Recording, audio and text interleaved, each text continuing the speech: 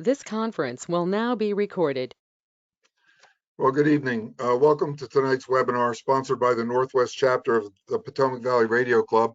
I'm Tom, K3AJ, filling in for Northwest chapter chair Jim, WX3B. Because we have a good program and we also expect participants from outside PVRC, we're going to dispense with the usual business and roundtable. Tonight, Frank Donovan, W3LPL, will be presenting a talk on what to expect during the rising years of solar cycle 25. So I'll be muting all participants while Frank is speaking. If you have questions, please indicate that using the chat feature. You can click on the cartoon speech balloon at the top of the screen to get into the chat. We'll make sure that Frank addresses your question when he's ready to entertain them, and we'll probably do that at the end. You don't have to type in the full question. You can just indicate you have a question, and then I'll sort that out when we get to that part of the program. Participants should be aware that tonight's webinar is being recorded. Frank, W3LPL, probably does not need much introduction to many here tonight, but for those who may not know all about Frank, he has a long and storied history in amateur radio. He likes to say that he got his start back in 1922 when his grandfather began building 1-tube radios. That knowledge and some of the materials even were saved all those years until Frank came of age in the 1950s, when Frank and his grandfather began building radios together. Frank moved through the familiar path of SWLing to earning his novice license in 1959 as KN1LPL. In his early days involved operating from an urban environment with the limited equipment and antennas that so many of us know about that were typical of those days for beginners. His interest in contesting was born during Field Day in 1959. Since then, Frank has gone on to build and lead a world-class multi station at his home in Glenwood, Maryland, notching many victories in this highest echelon of radio sport. Frank was inducted into the CQ Contest Hall of Fame in 1999. But there's more to Frank than winning contests. He's made a deep study of radio propagation and has a passion for understanding all of its aspects and, moreover, translating that knowledge in a way that others can understand and use, as we are about to experience. Frank?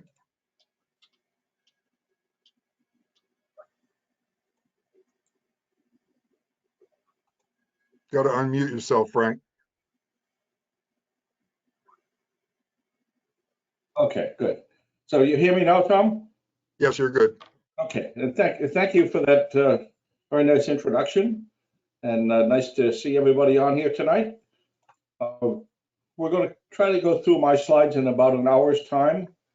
I know most of you are experienced hams, so many of these slides I will not read. The slides will be available after the fact. Either, I don't know if Tom can post them somewhere, but if not, you can always send me an email and request a copy of the slides. My email address has been on QRZ unchanged for the last 25 years, so it's not a problem to figure out how to contact me. And if you should come up with any questions that I can't address or don't address thoroughly tonight, you can always address an email to me and I'll respond. Okay, so these two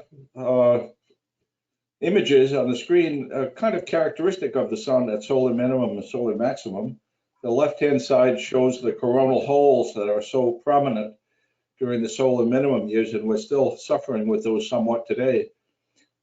As you'll see later in the presentation, those are the primary cores of the brief minor geomagnetic storms that we experienced near solar minimum, and we're still experiencing them to some degree today. And on the right-hand side is the more active sun that we hopefully get to experience before too long. Okay. Well, for some reason, my page up, page down function isn't working as it normally does.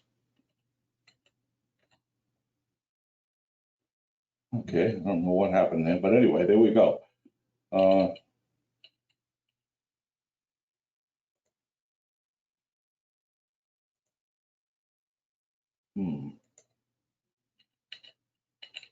There we go. Okay, so I think we're all right now.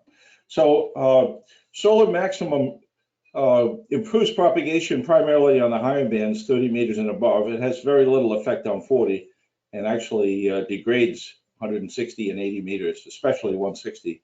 And I'll discuss that in some detail a little bit later. And there are much more frequent geomagnetically disturbed days during solar maximum, especially the more severe disturbances, which fortunately are not as bad.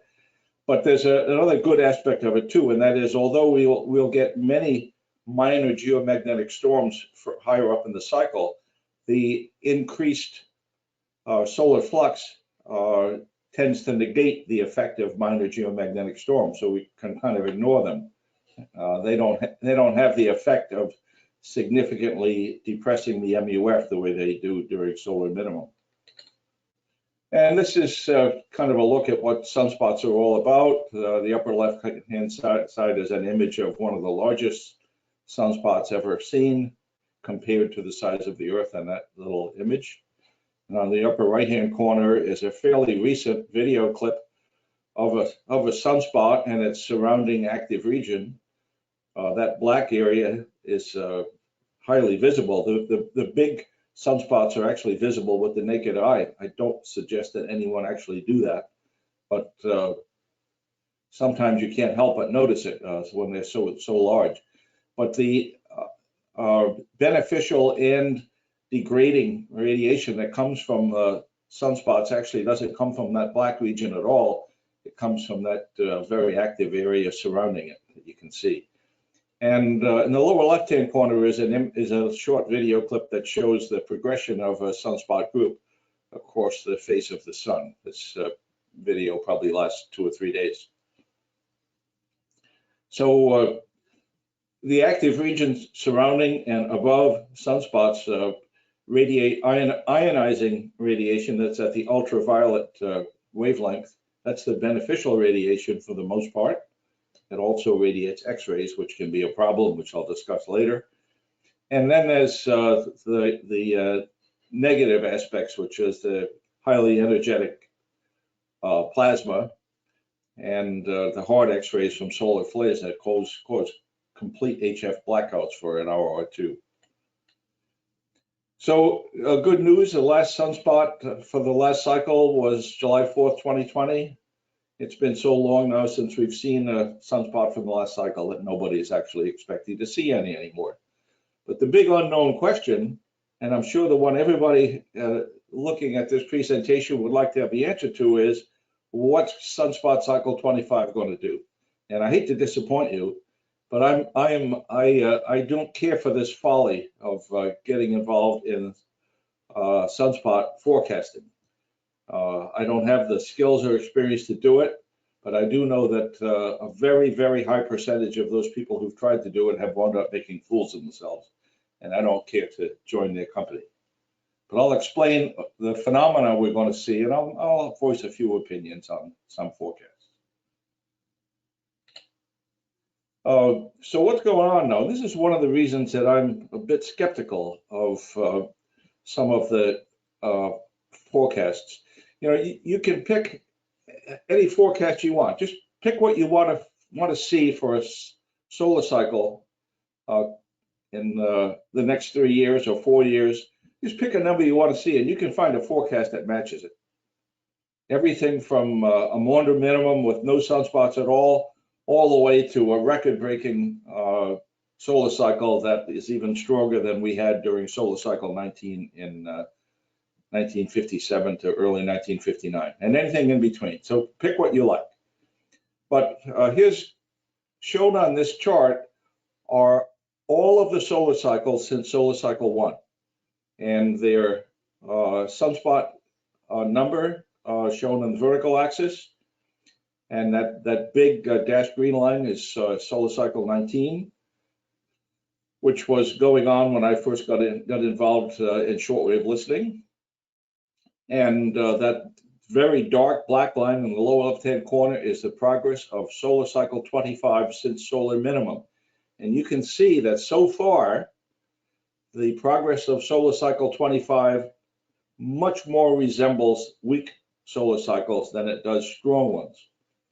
but we don't know that those statistics will prove to be the case. But I'll tell you, if it gets to be, if anyone's read my May QST article, if we get to the end of the year and we're still seeing this relatively low solar activity, then we're almost certain to be heading for a solar cycle no stronger than the last one.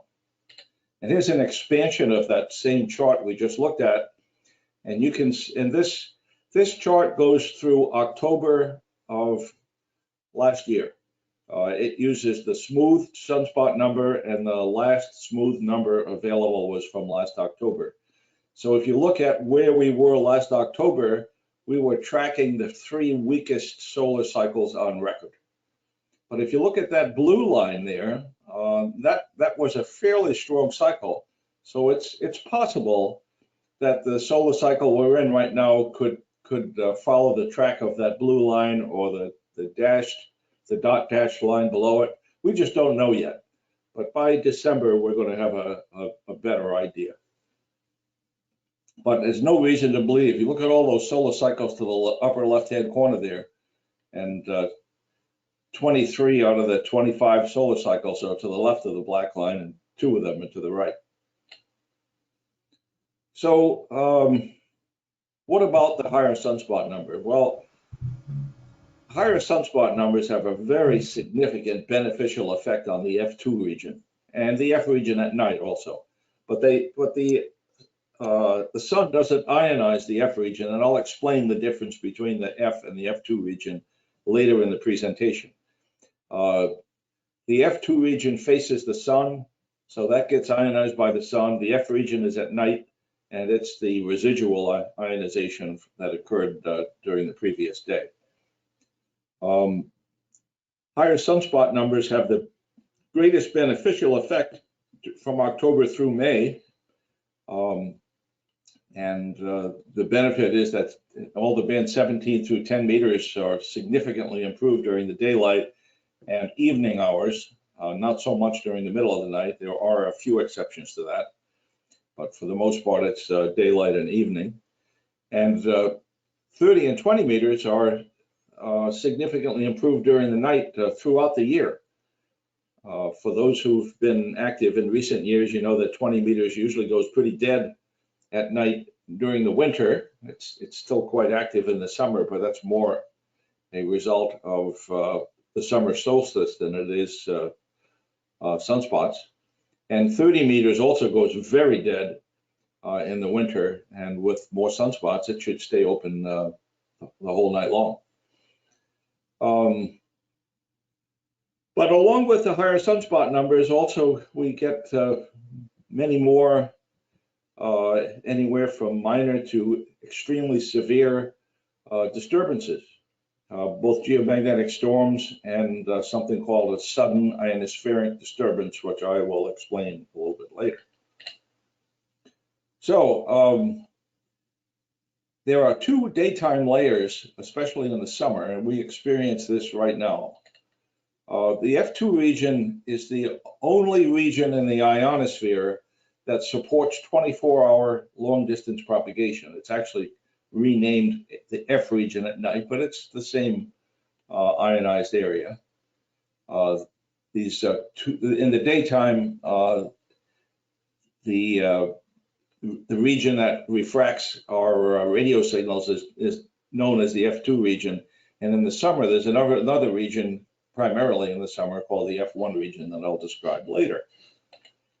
So the F2 ionization is always greatest during the day, and it's significantly weaker at night, and it's renamed the F region at night. It's lower altitude, but during the higher sunspot cycle, there'll be so much ionization during the day that the residual nighttime ionization will be still quite adequate to keep 20 meters open all night long, just like it is in the summer, even right now.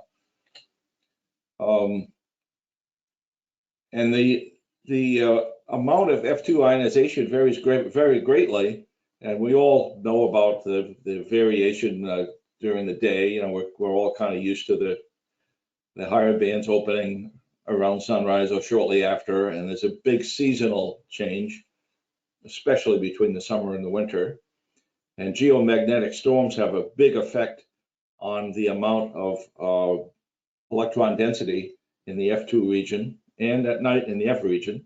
And those have the primary effect of reducing the maximum usable frequency. And the 4 phases of the solar cycle also affect the F2 ionization. Everyone's familiar with solar minimum. We've thankfully departed that phase of the solar cycle. We are now in the rising phase of the solar cycle. Normally that lasts about 3 years. Let's do a little computation here. We're 18 months after solar minimum, and we're not seeing a whole lot of activity from the new cycle. So we've got about 18 months to go before this is either a weak cycle or a solar cycle with a very unusually long climb to solar maximum. So the third phase is solar maximum. That usually lasts about 4 years. And then there's the declining phase. The declining phase, of course, there's less F2 ionization, and there's also still quite a bit of geomagnetic instability during the declining phase. I'll also mention that the first year or 18 months of the rising phase that we're in right now is typically the quietest time of the solar cycle. And I think that's kind of what we've experienced. There have been very few geomagnetic storms or active periods during the last 18 months, but that's going to change, and it's going to change very quickly. And if it doesn't change, that's another troubling indicator of a quieter than expected solar cycle 25, because the increased MUF from increased ionization goes hand in glove with the increased geomagnetic activity and disturbances. They go hand in glove, and you can't have one without the other. And those are the 4 cycles of the 4 phases of the solar cycle I just mentioned. And here's a look, kind of, this is I think this kind of a question appears in the general class exam as to what the regions are. The daytime regions are the F2 region, which is very high altitude, about 400 kilometers. And then there's the F1 region, which is an area that primarily degrades 20-meter propagation during the day in the summer. Some hams mistakenly refer to that as absorption, but it's not, and I'll discuss that later. The E region, which most hams who operate 40 meters in the day encounter this region. It's the region that's responsible for the normal routine 40-meter propagation that covers out to 400 or 500, 600 miles. It's also host for the sporadic E propagation that we get to enjoy in June and July. And it can be a lot of fun. Sporadic E is not affected very much by the solar cycle, so I won't discuss that very much at all. It's affected very strongly by the seasons, and it occurs every single day during June and July. And then it fades away pretty quickly by the middle of August. And the D region is an absorbing region, and it's there only during the daytime. At night, the ionosphere has only one region, and that's the F region.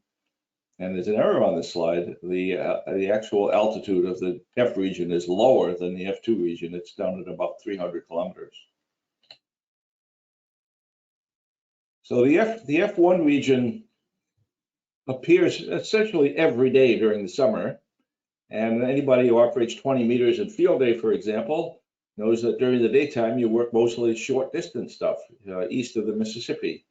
And it isn't until late in the afternoon or early evening that 20 meters opens up to the West Coast. And that is not absorption. It's a phenomenon called blanketing. What is blanketing? It simply means that the F1 region is refracting signals that we would prefer would penetrate the F1 region and refract from the F2 region.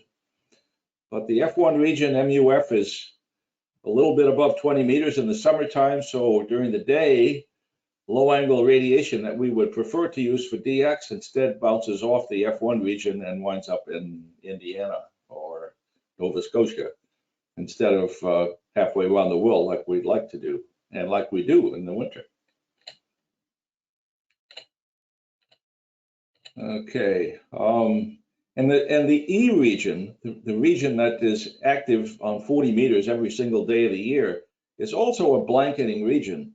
And hams mistakenly refer to late afternoon. I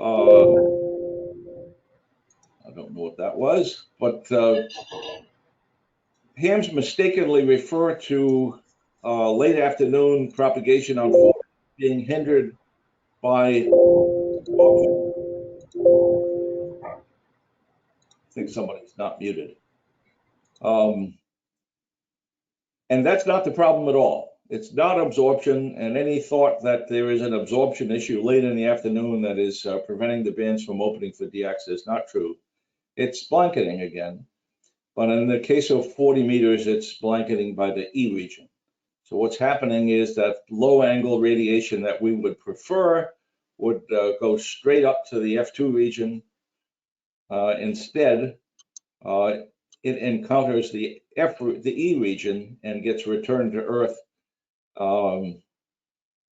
in northern Maine or Nova Scotia instead of in the middle of the Atlantic Ocean as it's on its way to Europe. So it's blanketing, not absorption. So after sunset, the F1 region combines with the F2 region, as I mentioned earlier, producing a lower altitude but still densely ionized nighttime region. During solar minimum, the MUF drops below 20 meters during the winter, also drops below 30 meters during the winter. So during solar minimum, 40 meters is kind of the highest frequency band that we can use, but it's quite good. Okay, so I think I've discussed that. So what is this all about? This is a physical display of a lot of the phenomena that affect propagation. So let me take a minute to explain this. This is something called an ionogram, and in particular, it's called an oblique ionogram. Well, what does that mean? Most ionograms are taken at zenith angles, straight up. So the way they're done, the traditional ionograms at zenith is that the transmitter and its associated antenna send a signal straight up, and then it's reflected off of various layers of the ionosphere, and they come back to a co-located receiver. Well, that's not what this is. This is a transmitter that is located about 2,000 kilometers away from the receiver. And of course, we have GPS now, so it's very easy to synchronize a transmitter and a receiver with very great precision. And that's what this is all about. It's a pulse transmitter. And if you listen on the CW bands, you hear these things, or on the sideband bands, so they go sweeping past the narrow channel we're listening to. So in this particular display, the vertical axis is time delay. So that creates perhaps a slightly counterintuitive display. And the axis from left to right is frequency. And I've highlighted the main frequencies of interest to us in the upper part of the display, starting at 10 megahertz, going all the way up to 10 meters. So let's take a look at some of the physical measurements. And by the way, I looked through a whole series of these displays and picked one of the ones that's most easy to interpret. Normally, these things are a real bear to interpret visually, and unless you look at these things very frequently, they're really a nightmare to interpret. But this one was a very clean one, so that's the one I'm showing here. So let's look at some of the primary attributes that it's showing. This ionogram was taken in the morning during the fall. So you can see that the shortest time delay, so the first line shown at the bottom of this display is a one hop off the E region. And by the way, the intensity of the received signal corresponds to the brightness of the display. So you can see that when this particular ionogram was taken, the E region was pretty active up to even up to about 18 megahertz, and then it faded off. And the next region that was encountered during this ionogram was the 1-hop F2. And you can see here, looking at the bright part, that on this particular propagation path, the strongest intensity is in the lower right-hand corner from about 20 megahertz through about 28 megahertz. And it was also pretty good below that, but significantly stronger at the high end. And there's another interesting phenomenon that's clearly visible in this particular ionogram. I am not going to explain this in detail, but for those of you who are interested in this, it's called a Peterson ray. And what it is, at the higher end of the propagation path, the signal can arrive by two paths via 1-hop F2. One is a low angle path, that's where that really bright part of the display is. And then if you go up a little bit higher, you can see there's another path there, and the signals are not as strong. And that's a high angle path, so it has a longer delay. And these two paths are fairly commonly present on the 12 and 10 meter bands, and it causes fading. And the only other things I'll mention here are some of the 2 and 3 hop paths, and recalling that this display is strictly time delay. So you can see the 2-hop E path kind of fades away just above 10 megahertz. It's strongest around probably around 8 or 9 megahertz. The 2-hop F region is much stronger on 20 meters than the 1-hop for this particular path. Notice the trace is much brighter on 2-hop F than it is for the 1-hop F at 14 megahertz during the day on this particular day. And then if we go up to a 3-hop path, it looks like at about 10 megahertz it had about the same strength as the 2-hop, and the 1-hop F2 path was very weak at 10 megahertz. So this is a physical instantiation of a lot of the features of the ionosphere that we speak about. So, as I mentioned at the very beginning, the primary effect of the increased solar cycle is on the F2 region. So that's the beneficial propagation, but it affects other things as well. And this shows for the D region, which is the absorbing region that's present during the daytime, especially degrades 80 meter propagation, and it really degrades 160 propagation during the day. You can see during solar minimum that the amount of absorption from the D region is about the same for every solar cycle. Doesn't matter very much whether the previous cycle was a strong one or a weak one, but the amount of absorption is greater during the stronger cycles, but it's only greater by about 25%. So it's not like the F2 region where the MUF doubles or triples during strong solar cycles. In the case of absorption in the D region, the absorption increases only by about 25%, and compared to weaker cycles.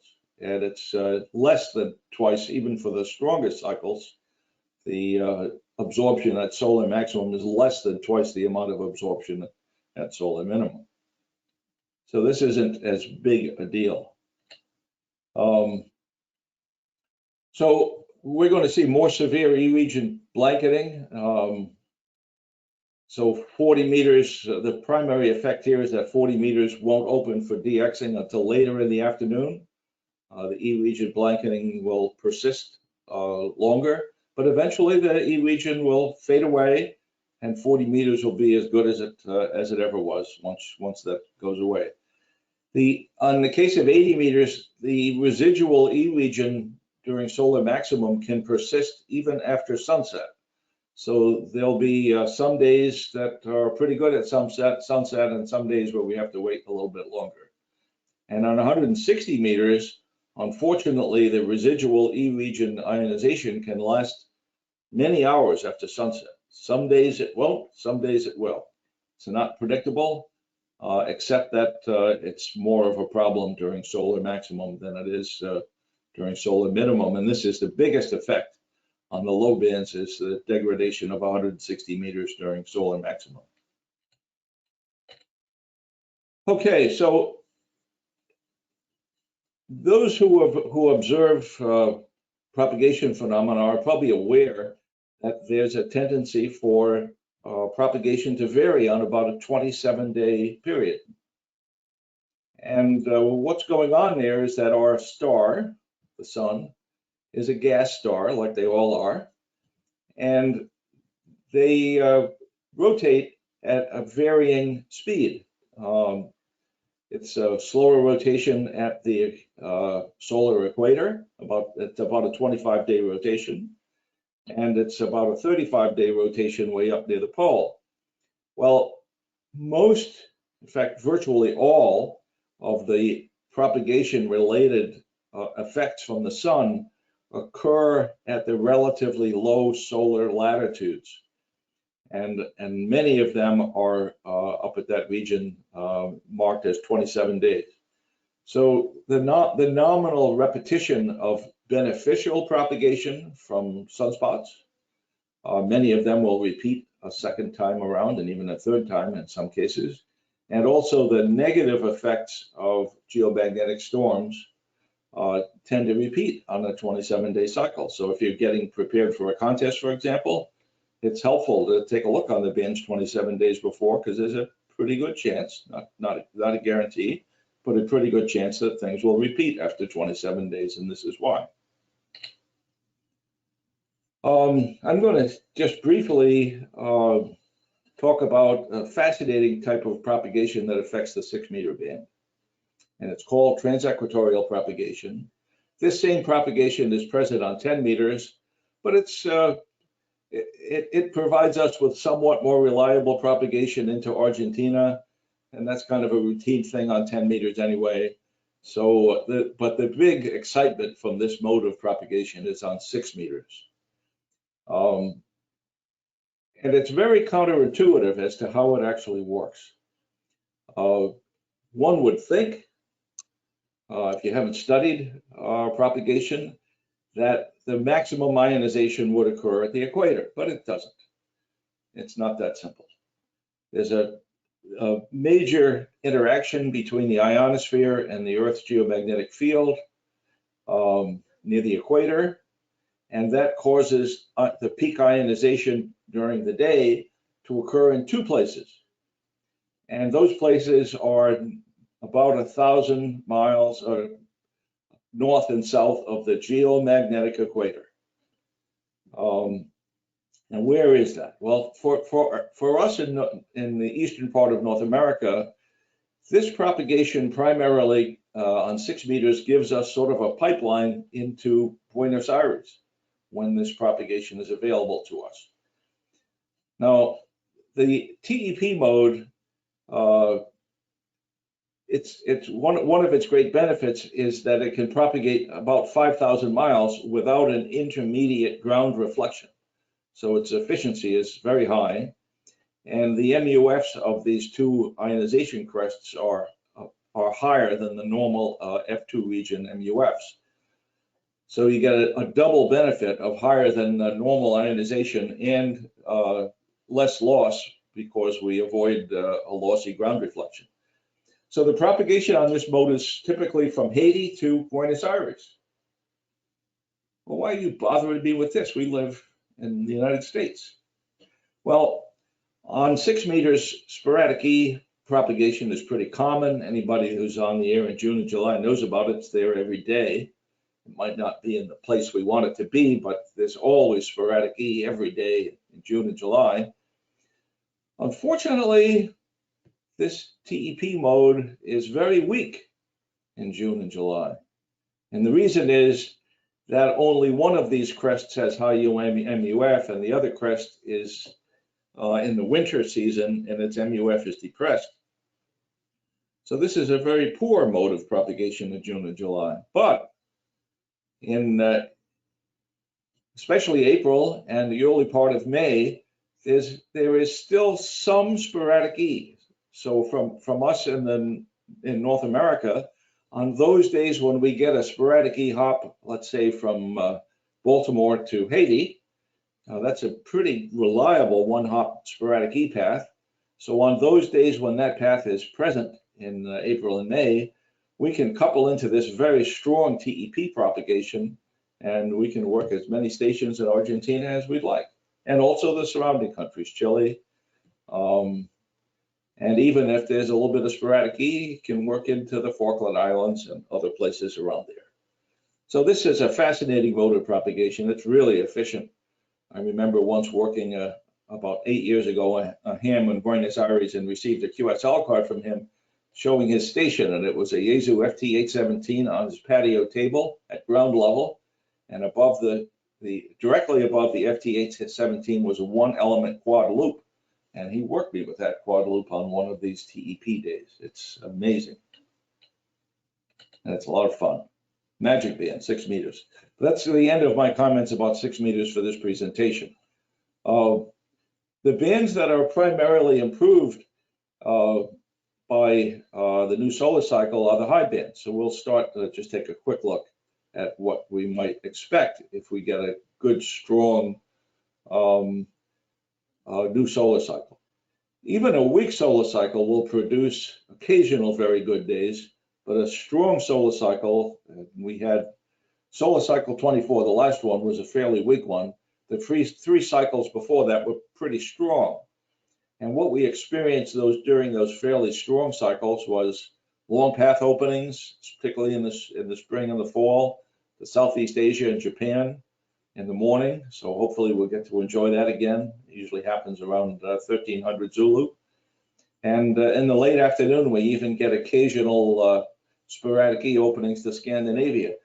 This is often a big surprise to him. So, the 10-meter band opening to Europe ended.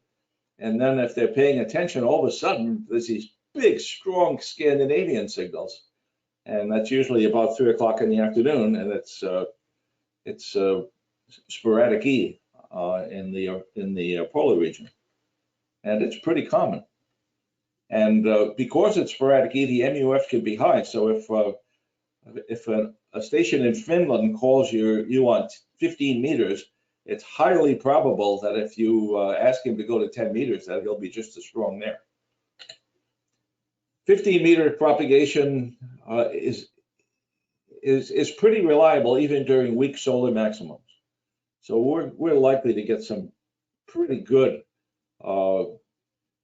European openings, even JA openings, but they'll be briefer than we'd like, even if we have another weak solar cycle like the last one. And these occasional openings to Scandinavia late in the afternoon are even more common on 15 than they are on 10. Let's just take a quick look at the mechanism of long path. Long path tends to exist in the vicinity of the day-night terminator. So this is a look at what long path looks like between the northeastern US and Japan. And this is the long path that we notice most often simply because there's a very big ham population in Japan. This same long path type propagation occurs at our sunrise, but the other end of that path is over South Asia and the far eastern part of the Mideast, and there's not as much ham activity there. So it's a little more difficult to notice it, but the same path is still there. And on the higher bands, the path is probably a little bit more on the daylight side of the daylight darkness terminator, and on the low bands, the propagation path is probably a little more on the darkness side of this terminator. So the primary effect of the improved sunspot cycle on 20 meters is nighttime propagation year round. So if we get a decent solar cycle, we can expect 20 meters to be open essentially all night long, 12 months out of the year. It's been a long time since we've experienced that, but it should come back. The nighttime propagation we're experiencing now pretty reliable right now. 20 is open to Europe almost all night long right now, but that has nothing to do with the solar cycle. It's all about the amount of radiation that's impinging on the polar region. It's always daylight up there. The midnight sun, and it affects propagation in a big way, even without lots of sunspots. During the middle of the day, the F1 region is active essentially every day during the summer, during the high sunspot cycles as well as the weaker ones. And this is a blanketing region that causes 20 meters to be not a DX band during the middle of the day in the summer.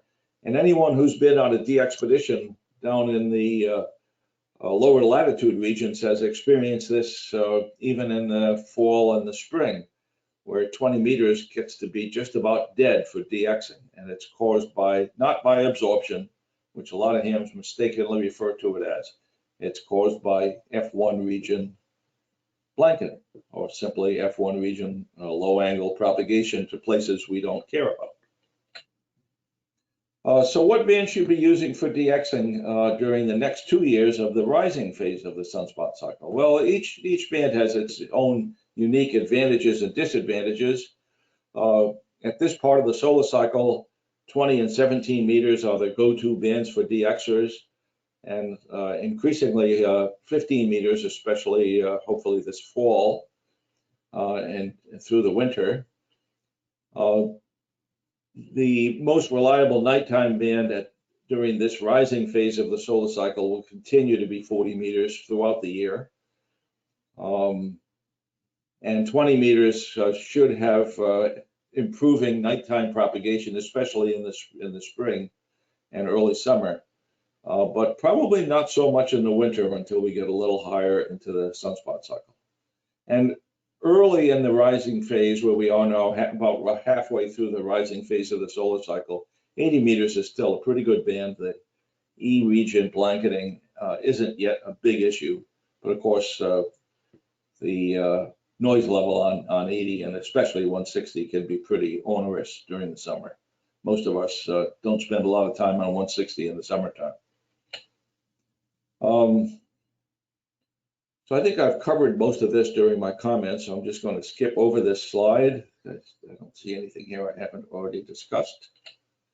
So this is another version of an ionogram that I showed you earlier, but this version has been processed by a computer to make the data a little more useful and more easily interpreted by an untrained human observer.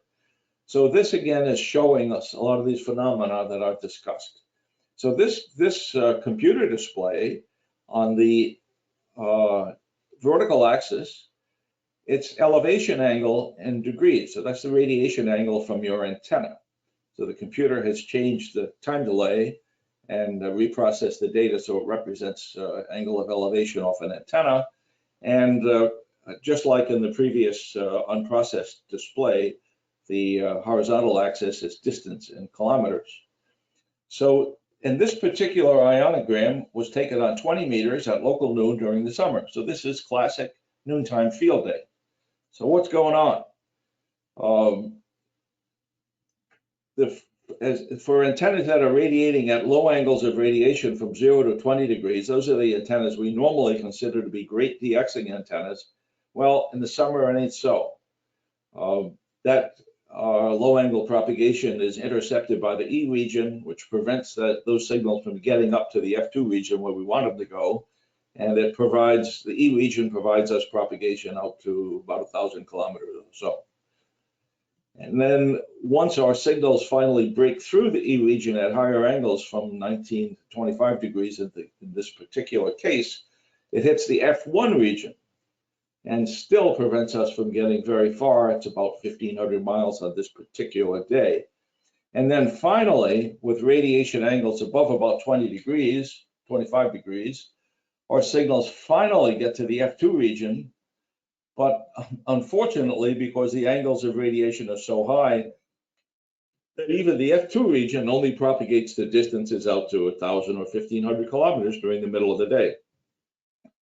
And in this particular day, when the radiation angle from the antenna was above 56 degrees, the signal propagated through the ionosphere and out into space.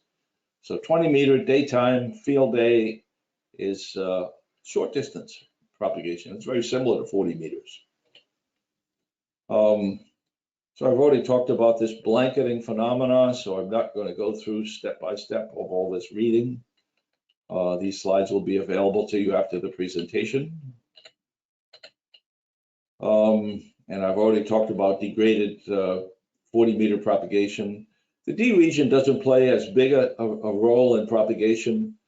The amount of absorption from the D region decreases with the square of frequency. It's not linear. So as you go up in frequency, the amount of absorption decreases with the square of frequency. So the amount of absorption at 7 megahertz is 4 times less than it is at 3.5 megahertz. And at 30 megahertz band, the 30 meter band, the absorption is about 5 or 6 times less than it is on 80 meters. So the D region isn't as big a deal as it is on 80 and 160. The big deal is the E region. And here we can see an actual physical realization of these concepts. The same kind of display I showed for 20 meters, but this is 40 meters in the middle of the day in the summer. So this is field day. And you can see in this case, antennas radiating up to about 40 degrees elevation angle. They intercept the E region during the middle of the day, and propagation extends out to about 600 kilometers or less. And then for the higher radiation angles from 40 to 60 degrees, the F1 region blankets the F2 region, so we can't get to that region. And we're still only propagating out to, at best, 600 kilometers for relatively high elevation angles from our antenna. And then finally, when we radiate from our antenna almost straight up, propagation known as near vertical incidence skywave, NVIS, we're really talking about short range propagation out to 400 kilometers or less.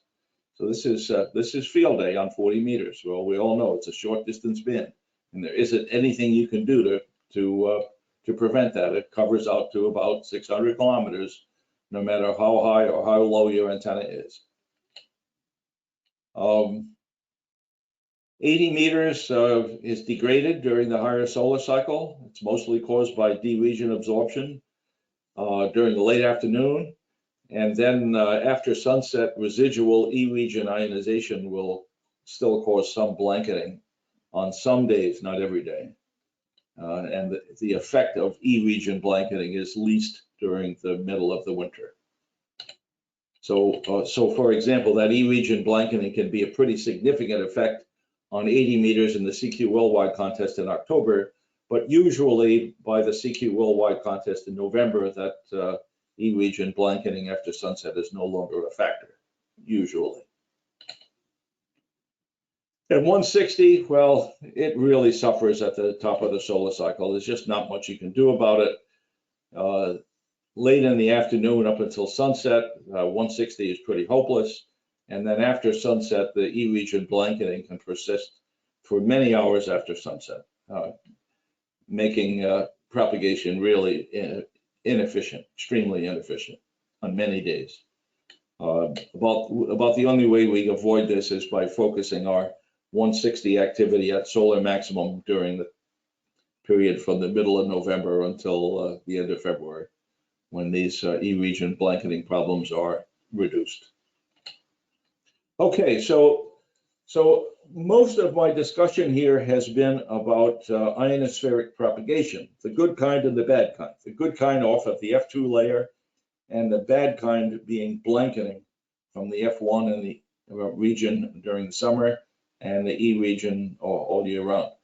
The rest of the presentation deals with the other stuff that comes along with the increased solar activity.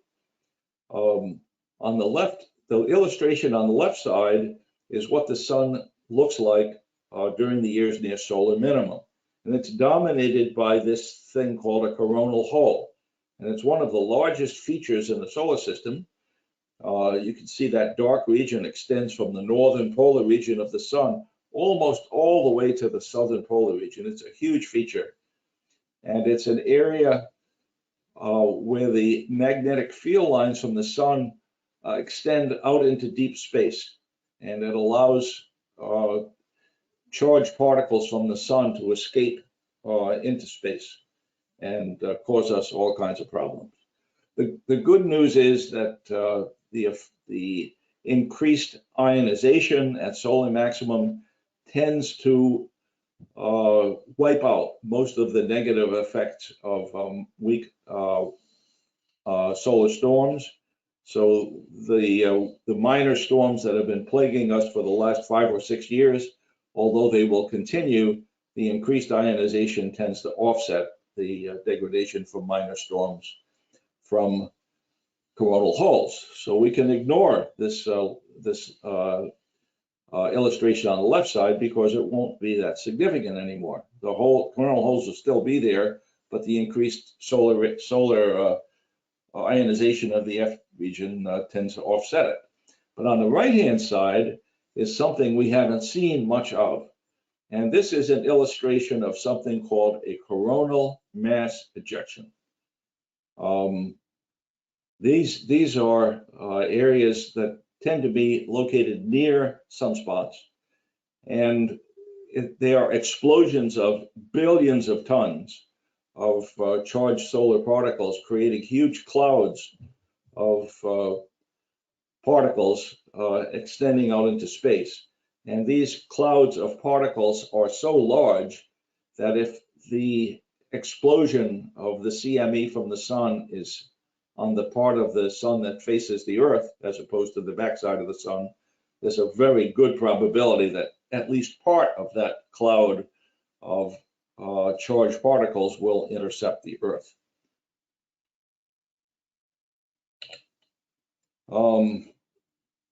So I think I've said most of what I have written down here. You can read those words later if you care to look at the slides, but the key point is that coronal mass ejections are the big deal that's going to affect us in a negative way over the next 6 or 7 years. And I think I've already said everything I wanted to say about this. These coronal mass ejections, if anyone follows my daily propagation article in the Daily DX or on the PVRC email reflector, these reports of coronal mass ejections are getting to be more frequent.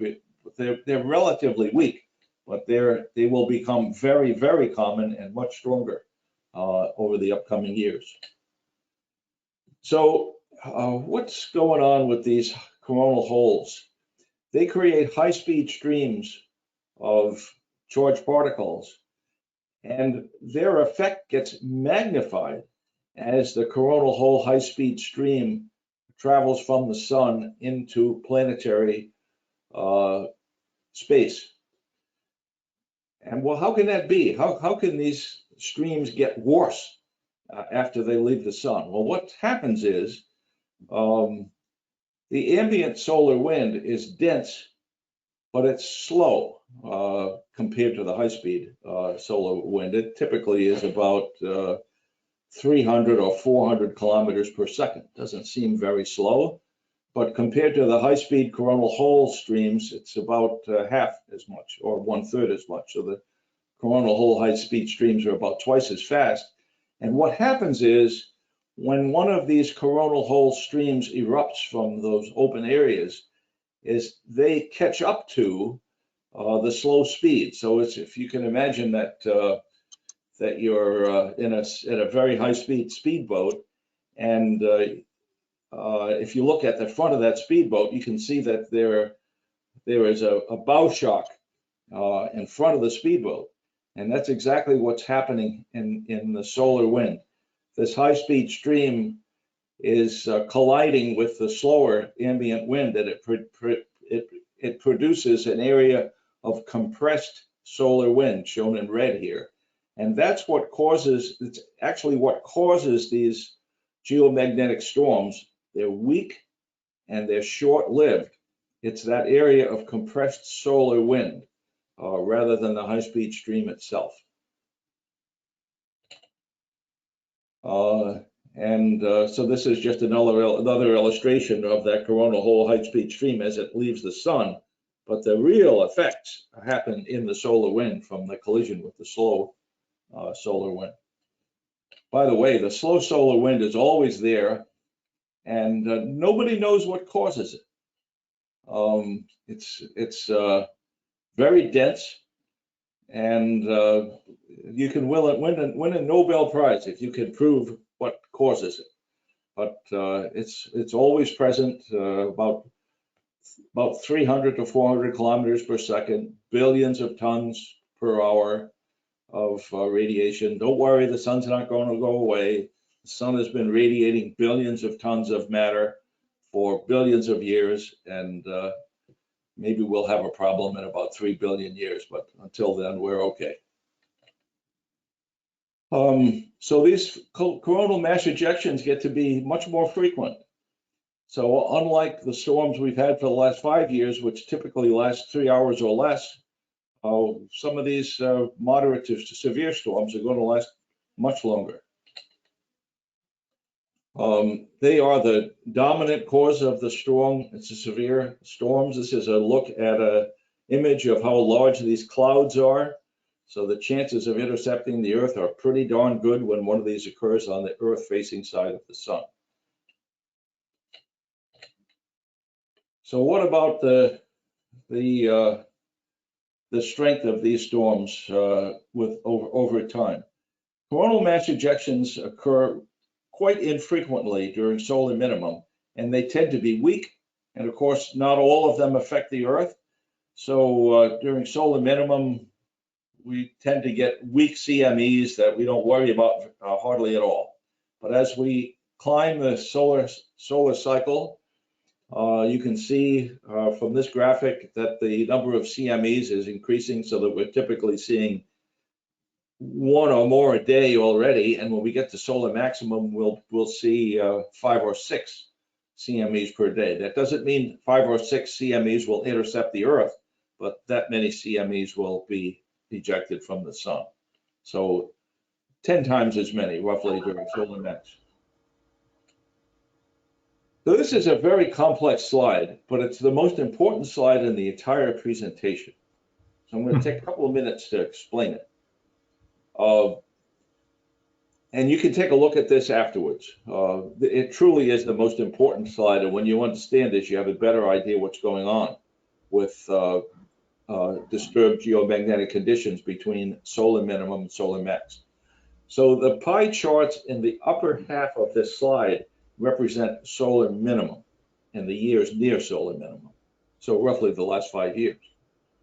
And the pie charts at the bottom half of the slide show the changes that occur during solar maximum for these disturbed conditions. So let's look at some of the main features of this chart during solar minimum, where we've been for the last, seems like forever. It's been about 5 years. So you remember we talked about coronal hole high-speed streams. These are these interaction regions in the solar wind caused by the high-speed streams intercepting the slow solar wind. And if you look, almost all, 2/3, I guess, of the disturbed conditions during solar minimum are minor storms. They last for 3 hours or less, and you can see on the pie chart in the upper left-hand corner that almost all of those are caused by coronal hole high-speed streams interacting with the slow solar wind. And during the solar minimum years, the strong and severe storms are relatively infrequent compared to the minor ones. These numbers, by the way, are the number of occurrences of minor, moderate, strong, and severe storms during a typical solar cycle. So you can see that coronal hole high-speed streams have a big effect during solar minimum, and fast CMEs have hardly any effect at all, other than the occasional strong and rare severe storms during solar minimum. But let's go to the bottom half of this chart, and you can see that the whole situation changes That's near solar maximum. The minor geomagnetic storms, they occur just about as often, but they're relatively unimportant because the MUF depressions that are caused by minor storms are pretty much washed out by the increasing MUF caused by the beneficial radiation from the sun. So during solar max, we can kind of forget about minor storms, even though they continue to occur. And they continue to be caused in part by coronal hole high-speed streams interactions with the solar wind and by fast CMEs. But look how much more frequently we get moderate storms, strong storms, and severe storms. And I'll talk a little about the statistics about those in upcoming presentations. So these fast CMEs, which are the CMEs that are fast enough to escape the sun's gravity, they're the ones that cause grief for us. So we get used to solar max of having very good days and some very bad days. Unlike solar minimum, we have, seems like, almost all very bad days. But of course, that's not really true. But there's a tremendous amount of variability during solar maximum.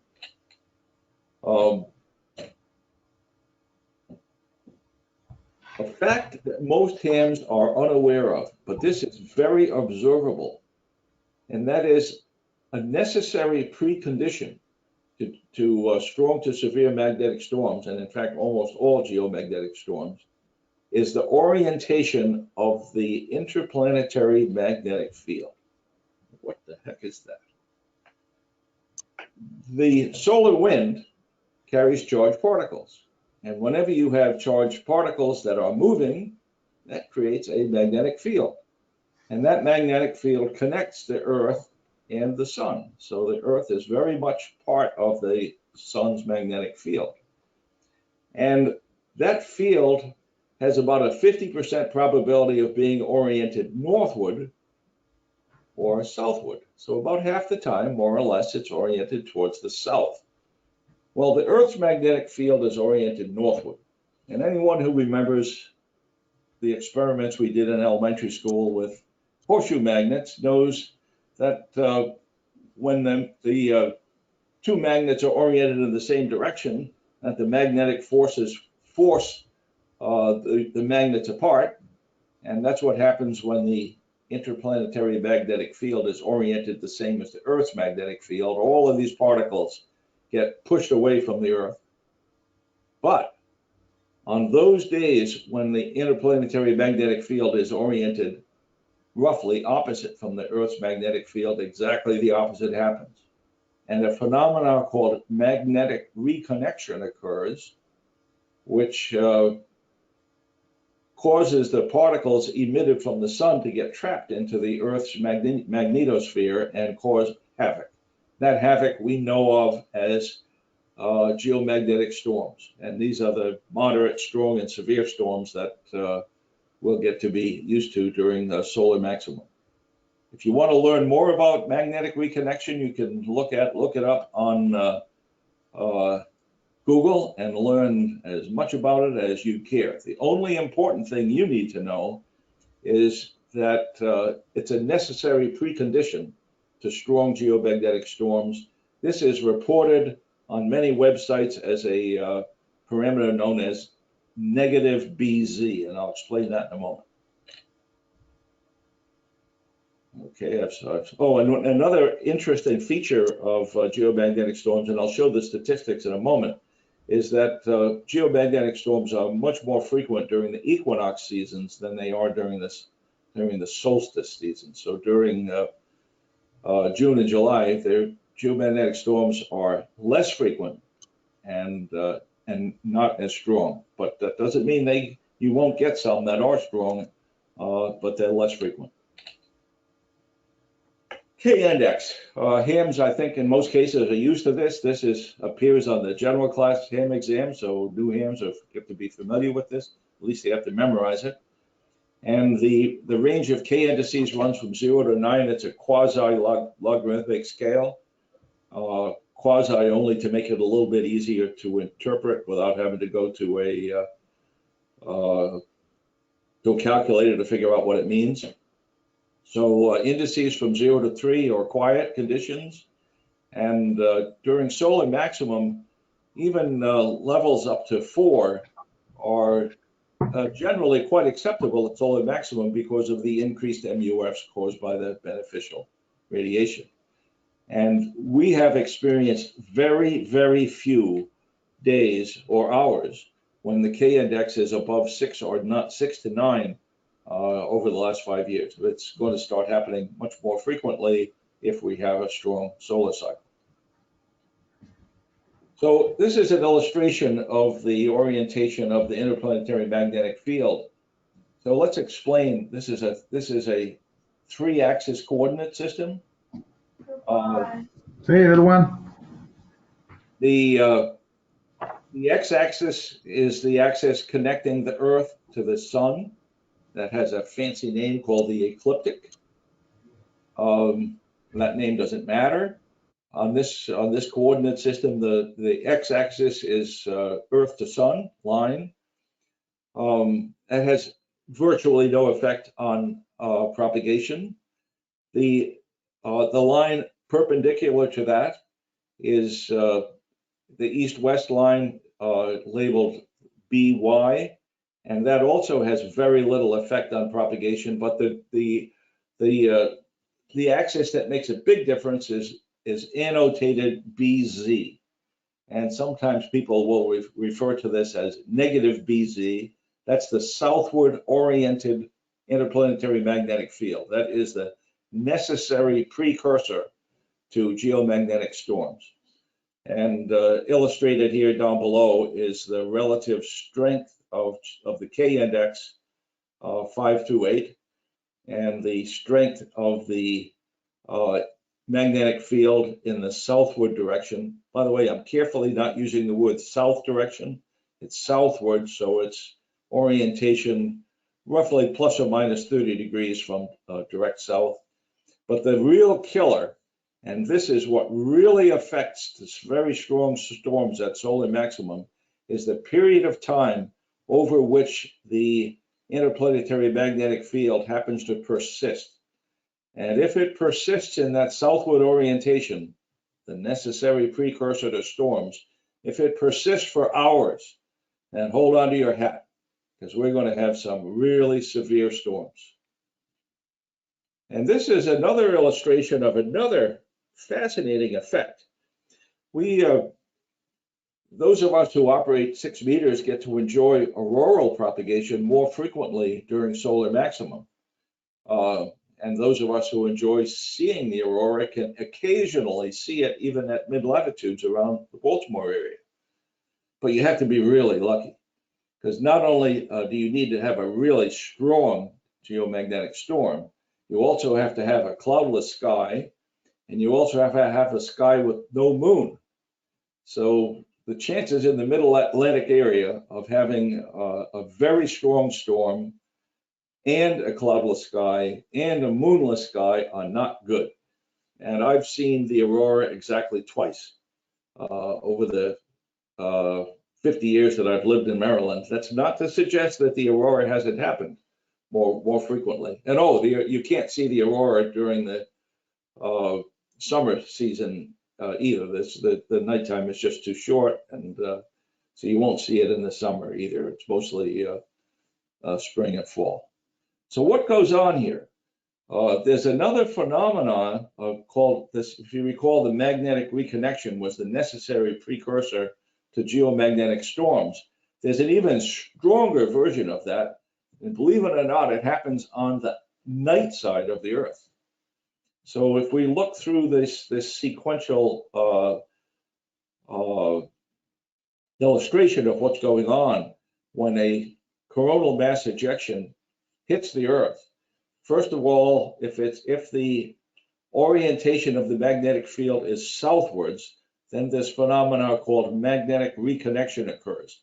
What happens there is that the energy in the magnetic field gets converted to kinetic energy and speeds up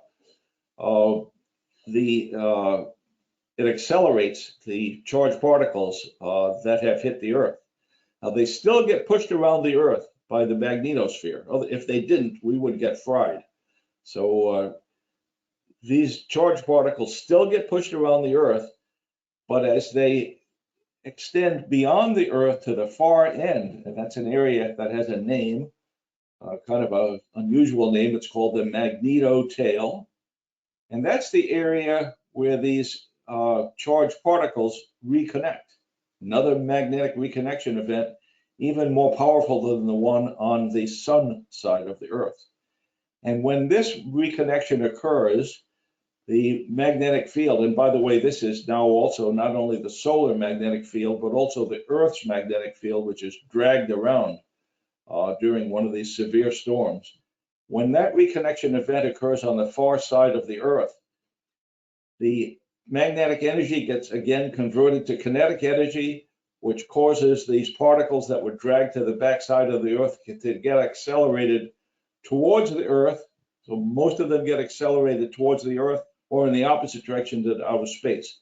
But we don't care about the outer direction, but what happens in the inner direction is illustrated by the 4, is at very high speed, these particles get accelerated back to the Earth. They hit the ionosphere and the atmosphere in the auroral region and create very brilliant auroral displays, typically after midnight.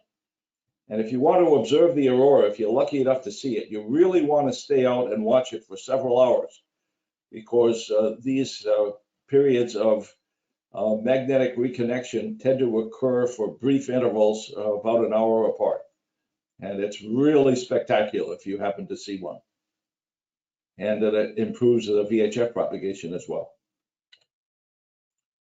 Okay, so I'm not going to read this slide in detail, but the strength of storms is one of the ways to measure it is with the K index.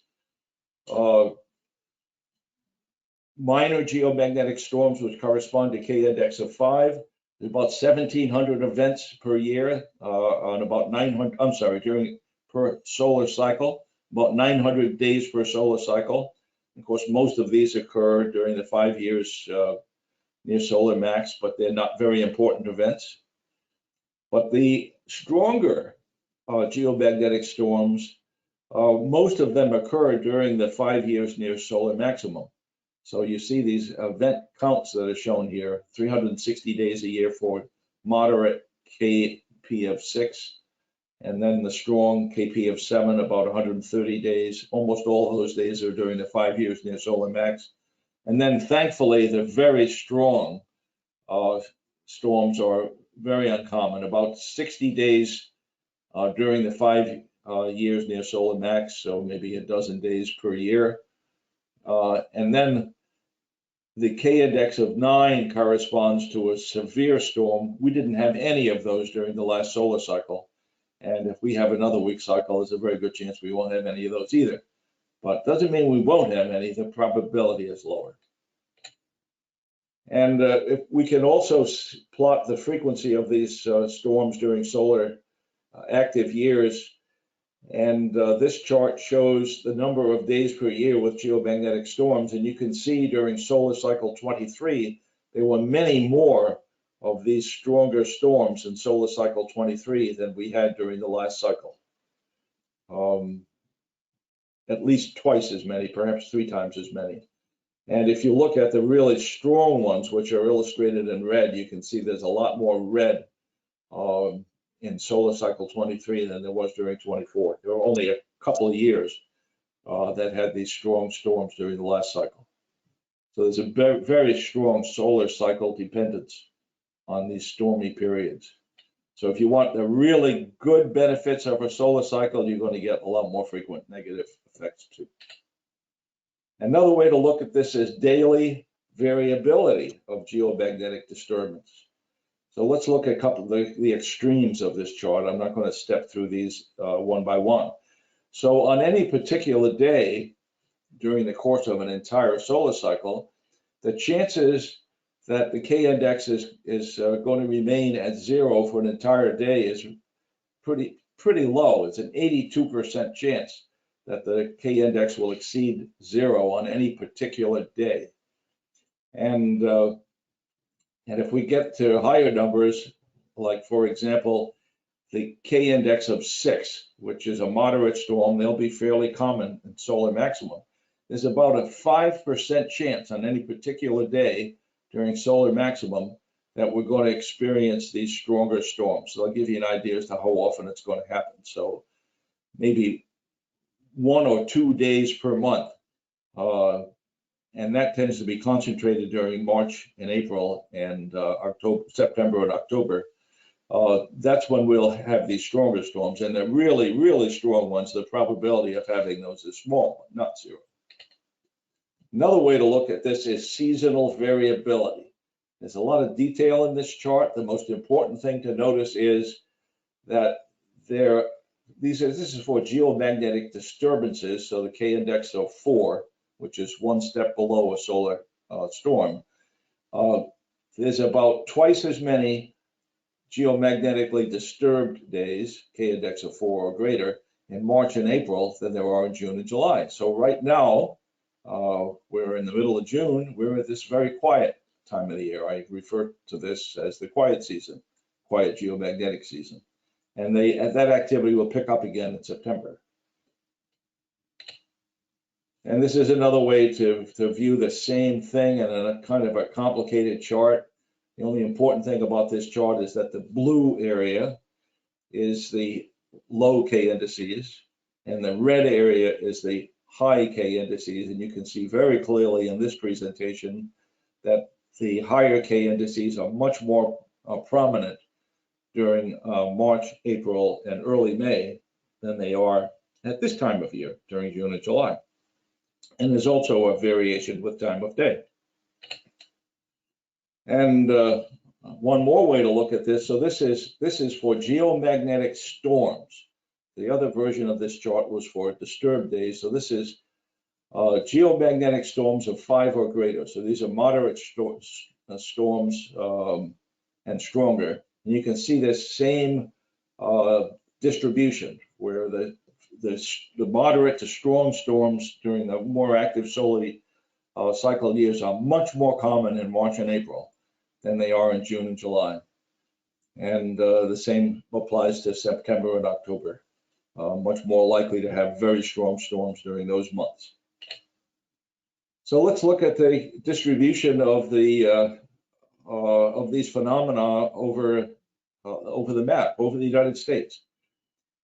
The southern border of the aurora is pushed southward by the solar wind. And I'm going to show you a photograph of the aurora that illustrates this very strongly. But the important thing about this is, first of all, to recognize that this is nighttime. The aurora has relatively little effect on propagation on the day-lit side of the Earth. But at night, the effects are magnified because the aurora is pushed southward. And on the most extreme storms, the aurora gets pushed all the way down to the mid-Atlantic states. This is a photograph of the aurora taken from a satellite over the North Pole. And this is actually multiple images that are spliced together, but you can see this very strong daylight versus darkness effect on the intensity of the aurora. The aurora is not very important on the daylit side of the Earth, but it's very intense, especially after midnight. And you can see on the midnight to sunrise part, which is on the lower right-hand quadrant, the effects of the magnetic reconnection on the darkness side of the Earth. And this is a fascinating photograph. It's actually 2 photographs that are spliced together rather crudely. This is the United States, but it's the United States as you've never seen it before. You can see all the cities. Florida is very clear here, but that white stripe across the northern part of the United States is the aurora at midnight on March 15th, 1989. Very, very strong geomagnetic storm. And in this photograph, you can clearly see how the aurora at night was pushed down to low latitudes. It was actually sitting up over Baltimore at the bottom edge there, and it was very wide. You can see how the width of the aurora grew as the night wore on. So on the left side towards California, the aurora was just starting to intensify. And then as we got towards the midnight area, towards the center and the right, the aurora was much more intense and much wider and much further south. And here's an illustration of that. The illustration is kind of disappointing compared to the vivid photograph of the aurora, but you can see the noon side of the aurora is very high in northern Canada, and it's relatively narrow and not very intense. And the midnight side of the Earth, the aurora, is further south. And this is on a relatively quiet night, so the auroral oval is not very strong at all. And it is centered on the geomagnetic pole, not the magnetic pole. So it's not that pole that we've read about drifting over towards Siberia, the one that affects our compass. This is the geomagnetic dipole, the northern pole, and it has only moved a few hundred miles over the last few centuries. So it's still over northern Canada, extreme northern Canada. So the aurora causes absorption, but that absorption only occurs significantly after midnight. That absorption is in the D region. That's the only part of the ionosphere that can cause significant absorption. On the daylit side of the Earth, that actually the normal absorption of the D region is stronger than the effects of the aurora. So the aurora, the main effects of the aurora are nighttime effects.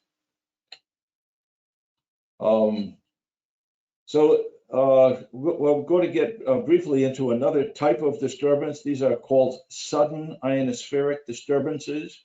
They're caused by very strong solar flares, which is another type of eruption from the active regions in the vicinity of sunspots. You will sometimes see, especially in the popular press, an incorrect description of solar flares, the effects lasting for days. It is not true. The effects of solar flares primarily from a ham radio point of view with propagation occur in very suddenly after X-rays leave the sun at the speed of light. They arrive on Earth very, very quickly, and the effects persist for an hour or two, and then the effects are gone. And what the popular press often refers to is the coronal mass ejection, which we've already talked about, which often occur coincidental with solar flares, but they're not caused by solar flares. And it's incorrect to state that because you've had a solar flare and the resultant ionospheric disturbance, and I'll describe that in a moment, it's incorrect to say that the CME was caused by the solar flare. It was coincidental with, and they're very commonly coincidental with flares, but they're not caused by them. And this is an illustration of how big these flares can be. The left side shows a solar prominence and its size compared to the size of the Earth. That doesn't mean that the Earth was at that location. It's just a comparison. And this on the right-hand side is an image of a very, very intense solar flare in 2003. These were both X-class flares, which are the ones that primarily affect propagation. And this illustrates the little video clip on the left-hand side shows one of the strongest flares ever recorded in 2003, and the four flares that occurred over those 3 days. There are also weaker flares, which are referred to as A-class, B-class, and C-class flares. They're very frequent, and they have no meaningful effect on HF propagation, so they're not even referred to on these slides. They're very common. They're of interest to scientists, but they have absolutely no effect on radio propagation. And you can see that just like for CMEs, these flares are much more common during very strong solar cycles than they are during weaker ones. During solar cycle 24, there were more than, this is the last solar cycle, there were more than 2,000 of the M-class flares. Most of those had minor effects on propagation, and less than 200 X-class flares, and most of those were the weaker X-class flares that caused sudden ionospheric disturbances. These sudden ionospheric disturbances can only occur in the daytime. They're caused by X-ray radiation from the sun, and that radiation cannot impinge on the dark side of the Earth. So if anyone tells you they experienced the sudden ionospheric disturbance during the night, they're mistaken. So let's take a look at the frequency of occurrence of these events. We care primarily about the very strong M5 or the M-class flares, so M4s and M5s. They occur about 300 days per solar cycle, but their effect is only a few minutes. So for the most part, we won't even notice them. It's the X-class flares that we will notice. The X1 class flares, about 140 days per solar cycle. They last about an hour, mostly affecting high latitude propagation. The ones that you hear hams talk about when they've experienced them are generally the X10 and stronger ones that affect propagation at mid latitudes, and their effects last for an hour or two. This is D region absorption, and the D region ionization declines very rapidly after the end of one of these events. So normally what will happen is that the X-ray radiation will very intensely ionize the D layer, and during an X10 class, we'll lose propagation on all of the bands up through 10 meters. But then over the next couple of hours, all the bands will come back just as if nothing had ever occurred. The 10-meter band recovers first, followed by 15, and then all the way down to 40 meters. And this is my last slide. This is what I use for propagation forecasting. I have relatively little use for the long-term propagation forecast you can get from computer programs. It turns out that the most important effect affecting propagation at the higher level of the solar cycle is this phenomenon called magnetic reconnection. It is dependent on the magnetic field being oriented southward. Well, if anybody thinks they can predict when the magnetic field of the interplanetary magnetic field is going to be oriented southward, if you think you can predict that, you should go ahead and reserve your hotel rooms for the Nobel Prize, because it will be awarded to you. No one has figured out how to predict the magnetic orientation of the IMF. It's one of the great mysteries of the solar system. Eventually, somebody will probably start to figure out some of the precursors, but at the moment it can't be done. So you might have the best software in the world to predict propagation, but there's a pretty good chance, 50% chance, that the IMF will be oriented southward, and all of that software will be useless. So I find much more useful is this new tool that's available to all of us on the Reverse Beacon Network. And this shows actual propagation rather than forecasted propagation. That tends to be pretty good correlation between today's propagation and tomorrow's. So if you look at what's happening today, and if you have some familiarity with what might be different in terms of space weather tomorrow, you can have a pretty good guess as to what tomorrow's propagation will be as well.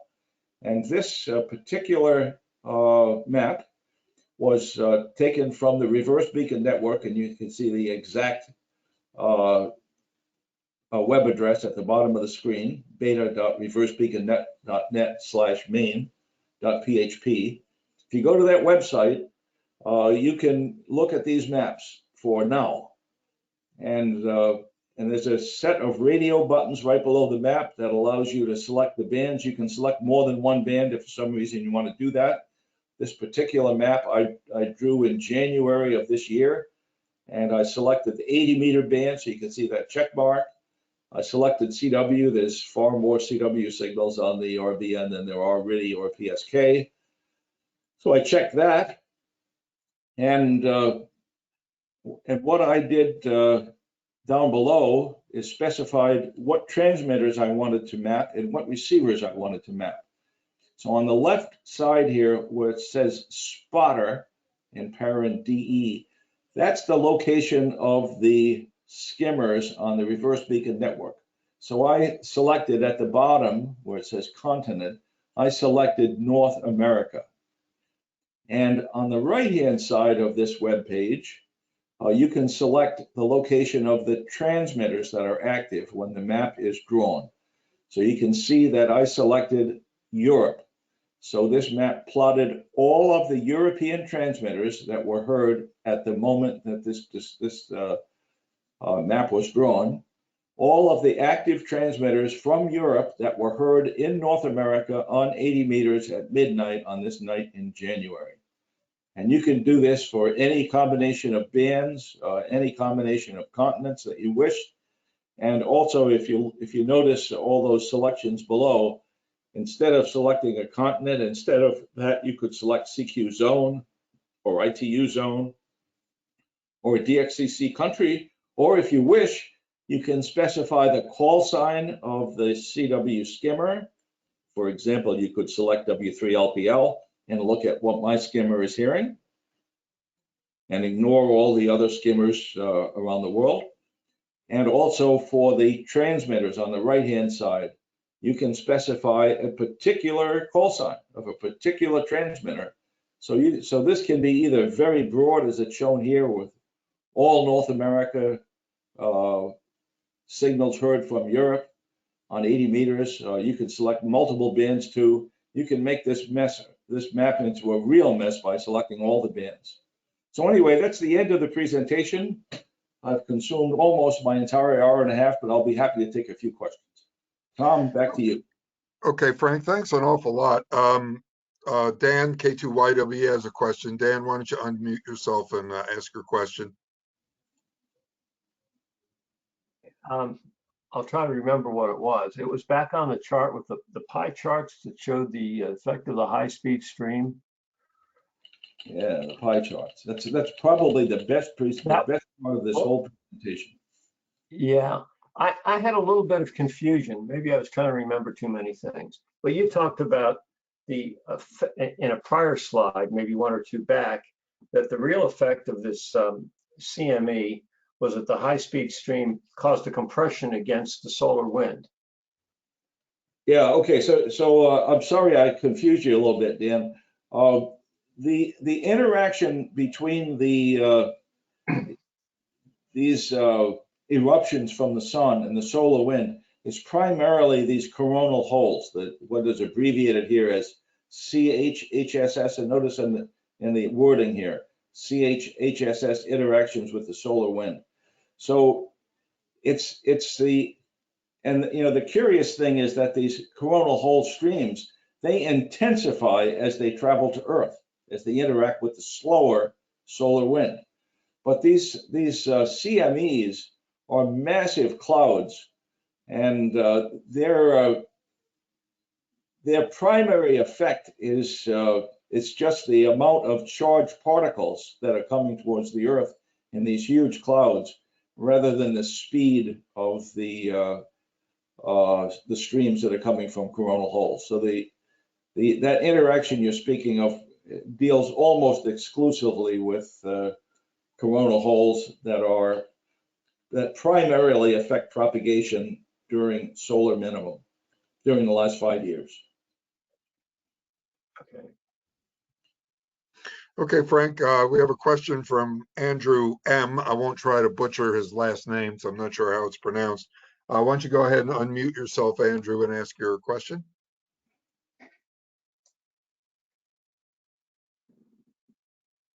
Andrew is being shy. Yeah, He's listed as AM. I'm going to unmute you, Andrew. Maybe that'll help. Go ahead and speak up. Hi, Well, thanks. Sorry about that. Um, uh, yeah, so I know that there's been some discussion of DXing and contesting and how that will be affected potentially by the new solar cycle. But I was curious, as someone with a physics background, uh, what ways are there to do, say, for instance, a background observation of, I don't know, maybe the magnetic field strength during either a CME or just at any given time, now that the solar cycle is ramping back up, just to get data on the phenomena themselves and whether any of that could be done with ham radio equipment. Thanks. Yeah, Andrew, thanks for your question. There is an enormous amount of real-time and retrospective data about the state of the sun, the state of the interplanetary magnetic field, the state of the solar wind, and the state of the ionosphere available on the web.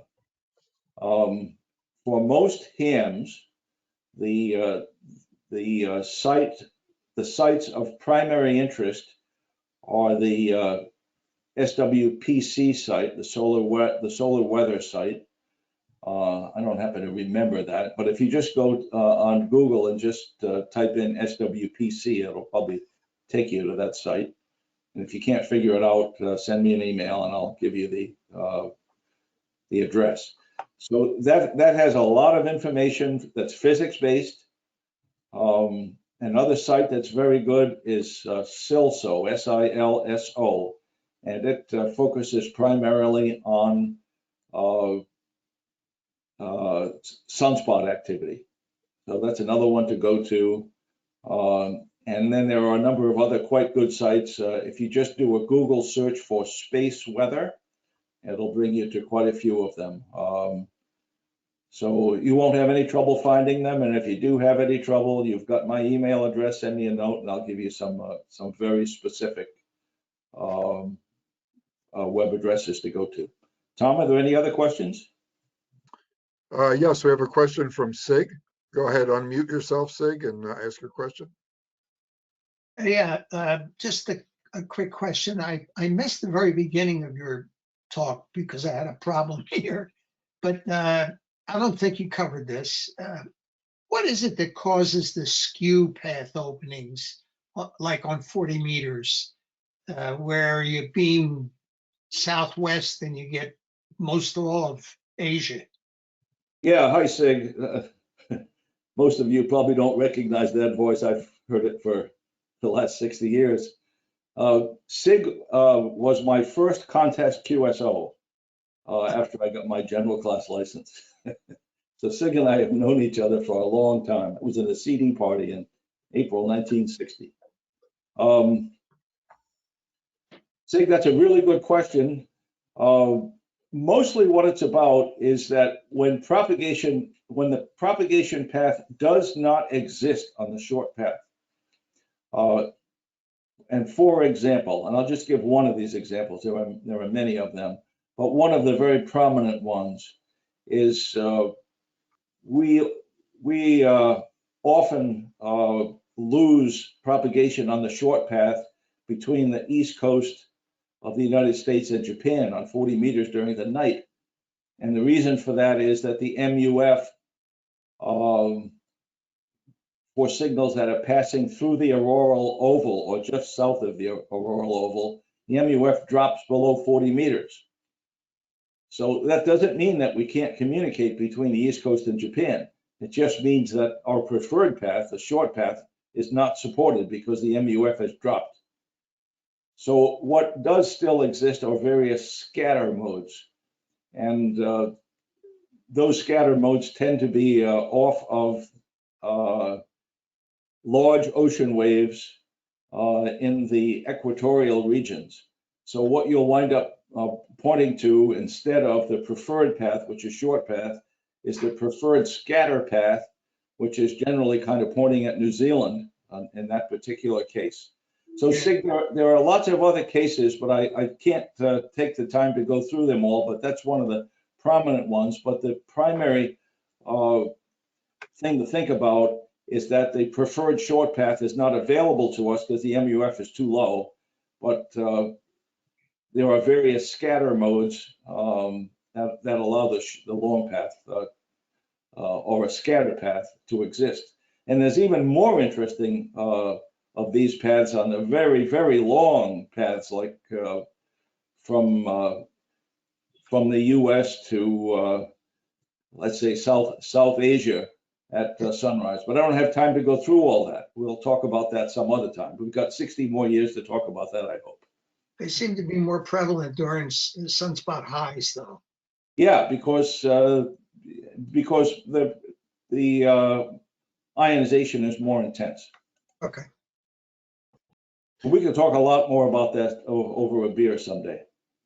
That'll be a lot more fun. Get somebody from the FRC to invite me to come up there again. I'll be happy to do it. Any other questions? Yes, Gary, WR3R, go ahead and unmute yourself. Yeah, thanks. Can you hear me? Yeah, Gary, go ahead. Okay. Hi. I just really, it's just a two-part question. I think you said you've seen the auroras twice, Frank. I was Twice. wondering when that occurred, and secondly, was there one back around 1970 or 71 that could be seen here?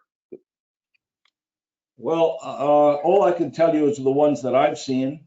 There are undoubtedly many more that I haven't seen. But you have to be kind of alert. The time you're most likely to see the aurora is after midnight. And that doesn't mean you can't see it before midnight, but the really spectacular ones are generally after midnight. And you have to be awfully lucky. So generally in this part of the country, the highest probability of seeing the aurora is in March and April. You remember I showed you those charts that showed when geomagnetic disturbances are most likely. So it's mostly March and April or September and October after midnight on a cloudless night with no moon. And those things don't happen very often in the mid-Atlantic. I've seen it twice. And one of them was a routine one where the sky simply turned red. So it looked like we were having the typical red sky for sunset, but it was 1 o'clock in the morning. And the other time that I saw it was truly spectacular. It's some of these, like some of these movies you see with all kinds of different colors and motion in the sky that seems supernatural, where an effect you were seeing in the northwest sky moments later appears to have moved to the northeast sky. It's just incredible. So those are the two that I experienced. I have no idea if I'll see it again. You have to be very lucky, and you have to be out there after midnight on just the right kind of a night. Tom, any other questions? No, I believe that's it. So Frank, if there's any last thing you'd like to say, do it. And then I'm going to turn it over to our PVRC president, Dan, just in case he has anything that he wants to announce. Frank, anything final to say? Okay, Tom. Well, thanks very much for inviting me to do this, Jim. It was my pleasure to do it. I'm always available to clarify any of this. I realized this was like a fire hose.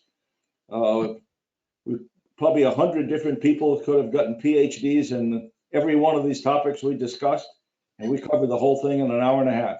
So it's not too surprising that it was like a fire hose.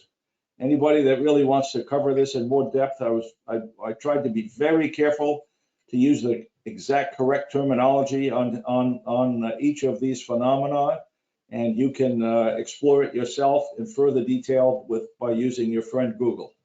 And you can go everything from popular press all the way to PhD dissertations and everything in between. So good night, everybody. Okay, it was much appreciated, Frank. Thank you so much. Dan, anything you want to say before I close the meeting? No, let's keep this just about the presentation, but like everyone else, I really appreciated this. I've seen many of Frank's presentations on related matters, and I always learn something. In spite of the fire hose, Frank, some of that moisture makes it into my mouth and I swallow it. I add a little bit to my general knowledge. So I think this is great. I very much enjoyed this, and I'm sure the rest of the audience did too. Thank you. Okay, well, thanks, Dan. With that, I'm going to shut the meeting down. I hope everybody has a good evening, and best 73 to you all from PVRC.